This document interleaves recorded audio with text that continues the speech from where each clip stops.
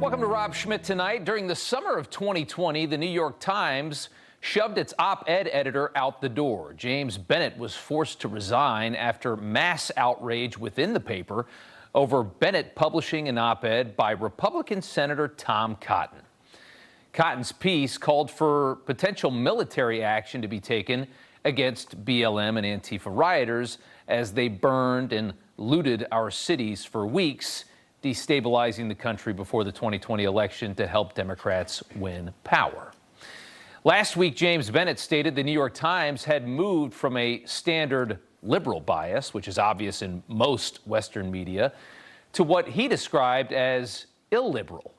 The New York Times is now militantly left and no longer allows for any dissent to their position. The paper is controlled by Neanderthals, woke and too weak and stupid to handle opposing views.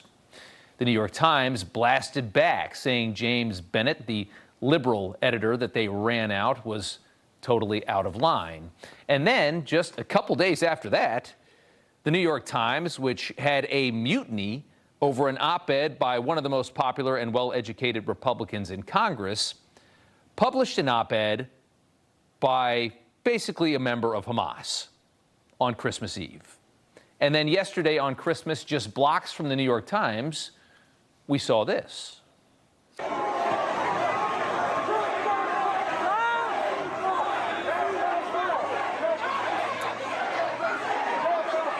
We saw, and the NYPD saw, some of the most violent protests we've seen yet. Pro-Hamas, anti-Israel radicals, so defiant, NYPD called in a level 3 mobilization. That's the second highest tier of response that the department has. It was the worst of this anti-Israel nonsense we have seen so far.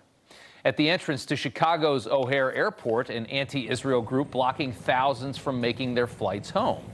The radical anti-Semites operating with relative impunity on our streets and campuses throughout our country, on our highways, as you can see, are growing bolder and bolder. And you can thank, in part, the New York Times, which is now a radicalized outlet publishing a propaganda piece by Yahya Sarraj, the mayor of Gaza City, a mayor who was installed by Hamas and works to promote Hamas's propaganda. Now, the goal of his op-ed in the New York Times was to convince more Westerners to ignore the fact that Hamas is solely responsible for the death and destruction that we've seen in Gaza, and gain more support from brain-dead Western media consumers to blame Israel. That was the goal of the piece. The Gaza City mayor writing, the Israeli invasion has caused the deaths of more than 20,000 people, according to the Gaza Health Ministry, and destroyed or damaged about half the buildings in the territory. The Israelis have also pulverized something else, Gaza City's cultural riches and municipal institutions. The unrelenting destruction of Gaza, its iconic symbols, its beautiful seafront, its libraries and archives, and whatever economic prosperity it had, has broken my heart.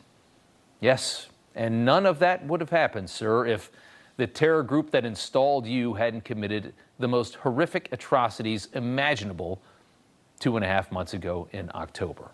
That was a clarification the New York Times had no interest whatsoever in pointing out when they printed this trash. The mayor even tugged at Western heartstrings by claiming the IDF's response to the rape and murder of women and babies on October 7th was a death sentence for the rare animals at Gaza's zoo.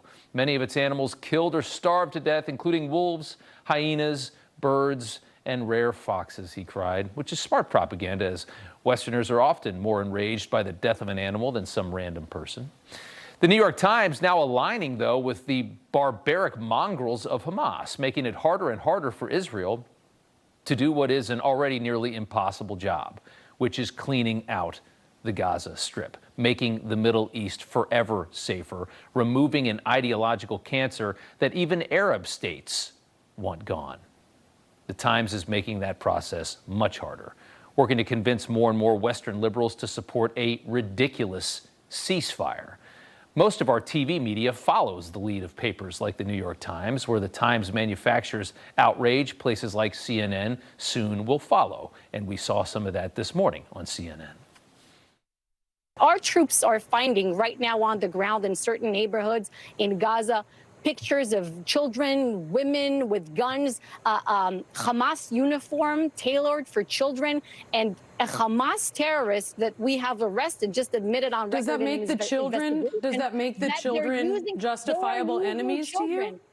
Is that what you're saying? Does that make all of the children justifiable enemies to you? I mean, you're raising the specter of them being used in military uniform. This is not what I'm saying. I'm saying that a Hamas terrorist that we have interrogated has admitted in the interrogation that Hamas are exploiting children. They're using them to transfer ammunition. Pretty easy to understand, but nothing like a CNN host with her rear end permanently attached to a comfy office chair, lecturing a country on its war tactics and completely missing the point of what the woman was trying to say, as it tries to dismantle a terror group that has indoctrinated its entire society to murder every last Jew on earth. Imagine how difficult what Israel has to do is at this moment. Imagine how tough it is when you've got 2 million people that have all been indoctrinated to want to kill every Jew on the planet. And you have to somehow move in, take care of what's spreading that ideology, and try to remove the cancer at the same time. And you're expected to do it without killing any civilians, even though the cancer you're trying to kill is literally hiding within the civilians, among the civilians, behind the civilians. This kind of media pressure, this kind of nonsensical talk, idealism in warfare from idiots like the CNN hosts, then turns into political pressure on Joe Biden, who desperately needs the far left if he wants to stay in power. And now you see why it is so dangerous for the New York Times to do what it did, frankly, almost treasonous in some ways.